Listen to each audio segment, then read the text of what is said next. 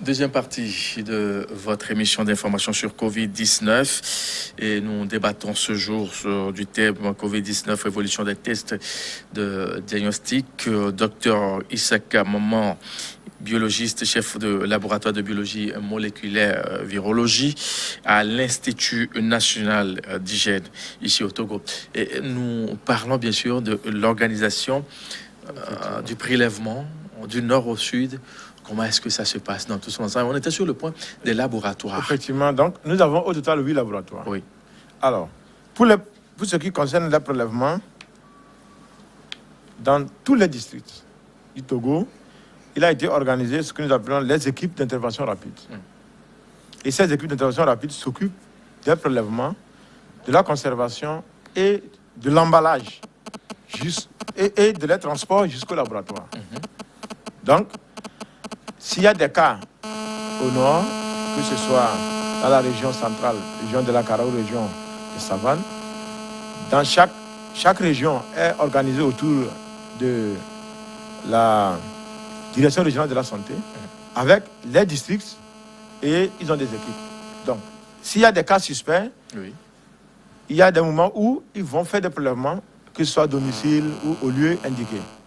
Donc, tous ces prélèvements réalisés reviennent au centre de santé pour être, si le convoyage n'est pas immédiat, il y a des réfrigérateurs qui permettent une conservation pour au moins 112 heures, si le transport n'est pas immédiat. Sinon, au retour des prélèvements, ils font l'emballage dans ce que nous appelons les triples emballages, homologués par l'OMS, qui permettent de préserver non seulement l'échantillon, mais aussi l'environnement, parce qu'au cas où il y a une chute, que cet emballage tombe, il n'y a pas de risque de fuite ou de cassure. Voilà. Maintenant, ça, au début de la pandémie, jusqu'à un moment donné, ce sont ces équipes EIR-là qui s'occupaient du transport avec les véhicules, n'est-ce pas, de l'État. Alors, tout dernièrement, avec l'aide de l'OMS, on a mis en place un transport via la poste. Donc, au jour d'aujourd'hui, tous ces prélèvements réalisés, quel que soit l'endroit dans ce pays, au Togo, sont acheminés vers la poste qui les apporte à l'Institut national d'hygiène. Donc, c'est ce qui fait que la poste, aussi, quand ils convoient les prélèvements, ils attendent que tous les véhicules reviennent avant de faire la situation et apporter les prélèvements à l'INH. Donc, ce qui fait que ça fait autour de 18h, 20h. Voilà. Ça, c'est côté prélèvement. Mais il y a aussi des moments où les gens peuvent se rendre dans les structures sanitaires pour demander à se faire prélever ou décrire les signes qu'ils ont. Là aussi, on peut faire le prélèvement. Surtout dans le cas des contacts, après avoir confirmé quelqu'un de positif à coronavirus, toutes les personnes contacts sont prélevées chez eux à domicile. Donc, ce sont ces équipes d'intervention rapide là qui s'y rendent pour faire les prélèvements. Donc, tous les prélèvements arrivent à l'Institut national d'hygiène pour ce qui est de la région sud et de la région des plateaux. À partir d'Atatpamé, Palimé, tous les prélèvements arrivent à l'INH de Lomé. Et depuis que l'INH, l'antenne de Kara a été mise en place, tous les prélèvements à partir de Bilita jusqu'à Dapaon sont traités à Kara. Voyez-vous. Et pour ce qui concerne les voyageurs, les prélèvements sont analysés au laboratoire mobile à l'aéroport. Maintenant, pour les autres cas qui sont vus dans les hôpitaux, surtout pour les malades qui arrivent pour d'autres pathologies, mais on voudrait écarter, n'est-ce pas, toute suspicion de Covid.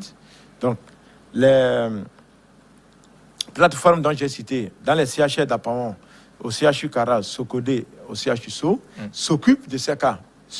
Parce que là, c'est de l'urgence. Et on en parlera parce que la technique utilisée là-bas est beaucoup plus rapide que celles qui sont utilisées à l'INH et au labo de l'aéroport. Voilà. Parfait. Maintenant, la conservation. Oui. De ces prélèvements. Oui. J'ai dit ici que si les prélèvements sont réalisés et sont ramenés dans les districts, si le convoyage ne se fait pas le même jour, ils sont conservés dans les réfrigérateurs. Donc, une réfrigération de ces prélèvements entre 48 et 72 heures ne pose aucun problème. Le virus est toujours préservé et peut être convoyé au jour suivant. Voilà, c'est ce qui se passe. Alors, combien de temps ça peut... Vous avez dit entre 48 et 72 heures. Combien de temps ça peut accéder avant qu'on ne puisse plus faire le test? On peut demander à la personne de repasser peut-être... Non. Et si ça doit prendre du temps, il faut conserver à des températures très, très basses. Oui. Voilà. Même après les tests, nous conservons les échantillons à moins 80. À moins 80. Et à moins 80, ça peut rester autant qu'on peut. Vous avez des... Oui, on a des congélateurs de moins 80. À votre niveau là-bas? À notre niveau, qui peut contenir plus de 10 000 échantillons, tout ça. Parfait. Ce qui nous échappe. Maintenant, on va parler des techniques, des tests. Okay. Puisqu'on dit, par exemple, pour ceux-là qui veulent voyager à l'aéroport international Gnassingbé, il y a des membres. Ici à Lomé, on sait que d'aucuns, déjà 48 heures ou 24 heures plus, ils ont déjà le résultat. Mais pour d'autres cas, bon, ça traîne un peu. Ou bien pour celui qui est à Dapan, comme vous l'avez dit, n'a pas les mêmes façons de faire que celui qui est à Lomé. Voilà. Bon, peut-être on va expliquer. Oui. Soit c'est le manque d'information. Alors, pour les tests, que ce soit pour l'aéroport ou pour la surveillance, les résultats sont disponibles 24 heures après. Okay. En tout cas, lorsque le prélèvement arrive au laboratoire, on n'attend pas. Ils sont testés et 24 heures après, au plus tard, vous avez le résultat. Des fois, je peux dire moins, parce qu'il y en a qui font les prélèvements même déjà à 14 heures ou 15 heures. Et si le prélèvement arrive à l'Institut national d'hygiène, dans les environs jusqu'à 20 heures, déjà, le lendemain matin, il y a le résultat qui est disponible. Voilà. Et comme je l'ai dit, de Dapaon à Kara, on arrive quand même à transporter les prélèvements fait le même jour. Généralement, les districts font beaucoup d'efforts pour transporter les prélèvements le même jour, à travers la poste. Donc, quand ça arrive à l'antenne de l'Institut national d'hygiène à Kara, le lendemain, les résultats sont disponibles. Okay. C'est la même chose qu'ici. Aussi bien à l'aéroport qu'au niveau de la surveillance, les résultats sont disponibilisés 24 heures après. Maintenant, ce qui se passe, ça, c'est les résultats qui sont disponibles côté laboratoire. Maintenant, il faut transmettre ces résultats. C'est à partir de là, peut-être, surtout pour l'aéroport, nous utilisons une plateforme électronique. Voilà. Donc, à l'enregistrement, tous les passagers ou ceux qui voyagent introduisent leur adresse email. Donc, normalement, les résultats sont envoyés par adresse email. Il se fait que d'autres personnes disent qu'ils n'ont pas reçu. Donc, c'est là où le problème se pose. Sinon, les résultats, eux, sont déjà disponibles. Il y en a pour qui les résultats leur arrivent dans leur boîte email. Bon, d'autres ne reçoivent pas. Bien entendu, il y a des numéros, les gens appellent. D'autres même viennent à l'INH et on renvoie. La plupart du temps, on demande aux voyageurs d'aller à l'ancien aérogare et là, on imprime le résultat qu'on les remette main à main. Voilà. Parce qu'il y avait un débat autour de ce qui se faisait au niveau de l'aéroport. Il y a d'autres qui disent qu'après leur retour au pays, par exemple, on les a testés à l'aéroport, mais le test traîne toujours à être disponible. On se dit, mais si c'est le cas, si la personne traîne Covid-19 avec elle, ça va être un peu délicat pour pouvoir le repérer dans la nature. Si on sait que dans les 24 heures, peut-être, elle n'a pas le test à sa disposition pour pouvoir avoir une idée de son statut. Son statut, oui. Sinon, quand on revoit un peu l'organisation, comme je l'ai dit, aujourd'hui, nous sommes au vendredi. Vous allez voir que tous les résultats de jeudi sont déjà disponibles. Pour aujourd'hui. Donc, ils seront communiqués à 20h. Donc, ils seront communiqués à 20h. Déjà, les équipes de district auront leurs résultats et le lendemain, ils commencent à appeler tous ceux qui sont testés positifs. Donc, normalement, tous ceux qui sont testés positifs, des fois même bien avant de recevoir leurs résultats, on les appelle pour leur dire que le test que vous avez effectué s'est révélé positif. Maintenant, on rentre en communication avec eux pour voir les modalités de prise en charge. Alors, peut-être ceux pour qui ils n'ont pas reçu le résultat, s'ils sont négatifs et que ça ne vient pas par mail, bon, peut-être eux, ils vont attendre 2-3 jours, pensant que ça va toujours arriver, avant de réclamer. Mais si c'est que la personne était déjà positive, on l'a déjà repéré. Parce que tous ceux qui sont positifs, à l'enregistrement, que ce soit au niveau de la surveillance ou que ce soit au niveau de l'aéroport, à l'enregistrement ou au prélèvement, on fait l'effort de prendre les contacts possibles.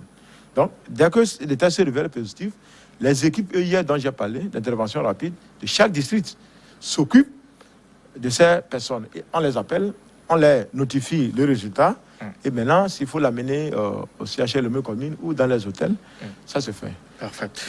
Docteur Ishaka Maman, je rappelle bien sûr que vous êtes biologiste et chef de laboratoire de biologie moléculaire et virologie à l'Institut national d'hygiène. On va s'intéresser à un autre pan de ce qui se fait à votre niveau. Selon certaines informations, le coronavirus ou le Covid-19 a les mêmes signes que le paludisme. Comment arrivez-vous à faire cette différence-là quand on sait que le paludisme en Afrique de l'Ouest ou bien dans la côte ouest africaine demeure toujours présent dans tout ce qu'on fait, hein? On se dit, mais d'autres disent que le test qui a été réalisé là, qu'entre-temps, ce n'était pas vraiment efficace, qu'on m'a mis dans le lot de positifs. Oh, je traînais que le paludisme, voilà. Et ça fait débat. Ouais. Bon, écoutez, ici, je peux dire que les signes ou les symptômes qu'on évoque beaucoup plus dans le cadre de Covid-19 sont communs à beaucoup de maladies. Okay. Ce n'est pas seulement le paludisme. Parce que quand on prend la fièvre, la toux, le mal de gorge, la fatigue, beaucoup de maladies, on retrouve ces symptômes. Maintenant, ça, c'est côté, je peux dire, clinique. Oui. C'est pour ça, d'ailleurs, on ne peut pas dire à quelqu'un qu'il a le Covid-19 sans un test de laboratoire. Donc, je crois que déjà, le test de laboratoire vient enlever ce doute pour ne pas confondre avec d'autres maladies. Vous avez vu que le premier cas, c'est suite à l'analyse du laboratoire. Donc, ici, dans cette gestion de Covid, le laboratoire joue un rôle important. Tant que le labo n'a pas détecté un constituant du virus ou son génome pour dire que l'échantillon provenant de X ou Y contient le virus, on ne parlera pas d'un cas confirmé de Covid. C'est pour ça que nous avons des termes, on appelle les cas suspects. Si vous avez ces signes, vous êtes une personne suspecte. On vous suspecte de Covid. Mais on ne dit pas que vous êtes atteint de Covid. Donc, ceux qui disent que les signes ressemblent au paludisme, nous avons des tests pour détecter l'agent pathogène responsable du paludisme. Okay. Alors, si ça n'est ainsi, on peut faire le test de paludisme à la personne. Il se peut même que vous ayez en même temps le paludisme et le Covid. Ce n'est pas deux combinés. Ah oui, les deux combinés. Ça existe et on en a déjà vu. C'est-à-dire que les gens sont allés, on a fait le test, c'est le paludisme. On traite, ça ne va pas. Et puisque nous sommes dans un contexte de pandémie dû au SARS-CoV-2, on dit non, est-ce qu'on ne veut pas regarder de ce côté? Mais on regarde, on voit que non, plutôt c'est du paludisme. Et c'est là où vous parlez des comorbidités. Non, ce n'est pas ça. Ça, c'est les maladies les graves, métaboliques. là, oui. C'est diabète, cancer, hypertension, tout ça. Okay. Donc, il y en a même qui vont à l'hôpital, on pense que c'est pas lui. On traite, ça ne va pas. Mais après, on se rend compte que plutôt aujourd'hui, il y a la tendance est que la plupart des cas que les gens pensent être paludisme, la plupart du temps, ça se révèle être Covid-19. Donc, pour répondre à cette question, ce qui est dit, c'est qu'il n'y a pas de résultats comme ça qu'on donne à quelqu'un en l'air comme ça pour dire que non, vous avez Covid. Parfait. Soyez rassurés que lorsque quelqu'un est détecté ou testé positif au coronavirus, c'est parce que le test PCR a été fait. Et comme je l'ai dit, le génome du SARS-CoV-2 est identique au SARS-CoV-2. Il n'a pas d'homologie ou bien d'identité avec le génome du paludisme. Donc, et dans ce génome, on recherche une partie qui donne la spécificité à Covid-19. Donc, autant de garanties pour ne pas se tromper. Merci bien. Docteur Isaka Maman. On va conclure, c'est déjà la fin. Quel est ce message-là que vous avez à l'endroit de ceux qui, en ce moment, doutent toujours de ce qui est en train d'être fait scientifiquement? Bon, normalement, je ne crois pas que les gens doutent de ce qui est fait scientifiquement. Les gens doutent. C'est simple par lui. Oui, les gens doutent parce que des rumeurs, des informations circulent, soi-disant X ou Y. Sinon, telle que la démonstration, comme on est en train de le faire, moi j'ai fait beaucoup d'émissions dans les radios, sur les télé, oui. Mais quand les gens posent des questions, on comprend que les gens ont besoin d'informations. Ça veut dire que quelque part, les gens disent c'est parce qu'on n'a pas d'informations. Donc il vaut mieux nous éclairer pour qu'on comprenne mieux. Parce que beaucoup aussi ont fait la biologie. Voilà, donc je ne crois pas que quelqu'un qui a son bac en série D doit quand même comprendre tout ce qu'on dit. Oui. Il sait ce qu'on appelle un virus, c'est ce qu'on appelle un génome. Il sait aujourd'hui la technique PCR, on l'enseigne un peu partout. Donc, ce qu'on voudrait dire aux gens, c'est que la maladie est réelle, n'est-ce pas? Et en plus, je voudrais faire une précision. Le coronavirus n'est pas apparu dans le monde en 2020. Donc, le coronavirus existait depuis. Et sur un mode saisonnier. Il était là, comme le virus grippaux.